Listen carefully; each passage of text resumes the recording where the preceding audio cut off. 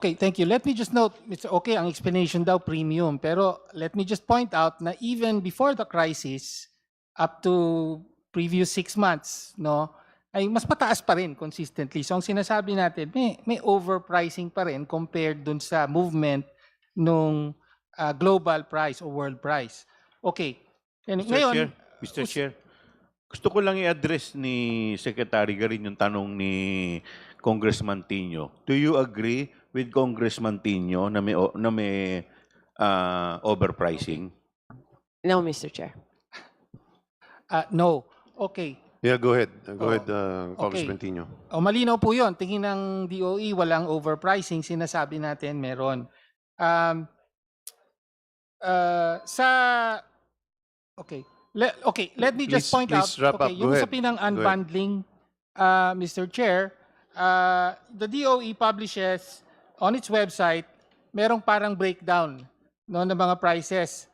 So, the breakdown consists of common price per liter, import cost, taxes, biofuel, and industry take. So, yung industry take consists of port charges, refining cost, storage cost, handling cost, marketing cost, transshipment cost, other costs, and oil company profit margin. No? Pero hindi din i-disclose ito ng DOE. Ang sinasite nila ay trade secrets, no? Confidential information. However, sabi ng Supreme Court, in a decision on this, sabi niya,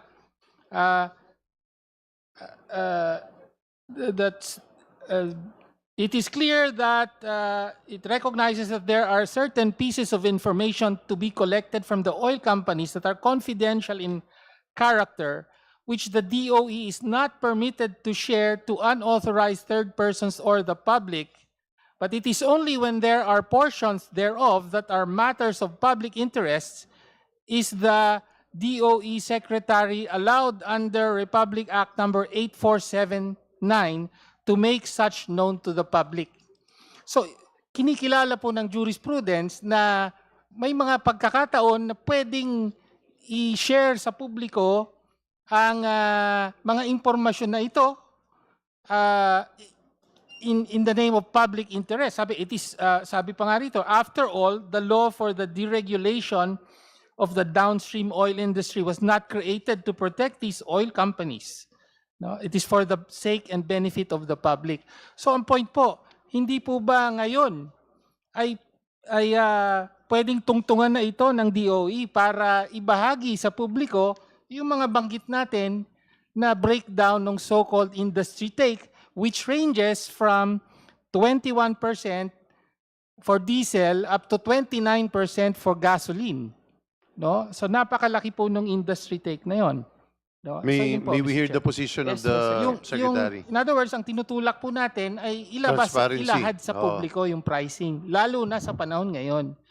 Yes, Mr. Chair, we actually have also more knowledge now of the prices because of PNOC's purchases. And our estimate is about 2 to 10% ang industry intake. But having said that, though, yes, there was a ruling and we were stopped from the unbundling. And because of the EO, we have issued an order to the companies to submit the unbundled prices already, Mr. Chair. We're waiting for the consolidation. So tama ba ang reading ko sa sagot ninyo relative dun sa question ni Congressman Tino is that the Secretary of the Department of Energy is moving towards the full disclosure of items that need to be made transparent to the public? We have asked them for the unbundling, Mr. Chair, na. Just to qualify that, what is going to be public and not public, that will depend on the provisions of the law, Mr. Chair. But the trigger of this power was the issuance of the EO of the President, Mr. Chair. Mr. Chair, malinaw na sa jurisprudence na sinasabi, yes, confidential yan, pero pwedeng i-disclose ng Secretary for public interest. And very clearly, ngayong panahon na national energy emergency, kailangan makita po ng publiko.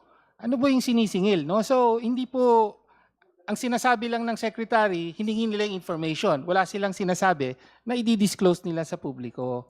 So, I think yung committee po ay kailangan pong pumosisyon na meron naman pong legal basis para i-disclose ito ngayon? Para malaman po kung ano pa talaga yung usapin ng overpricing.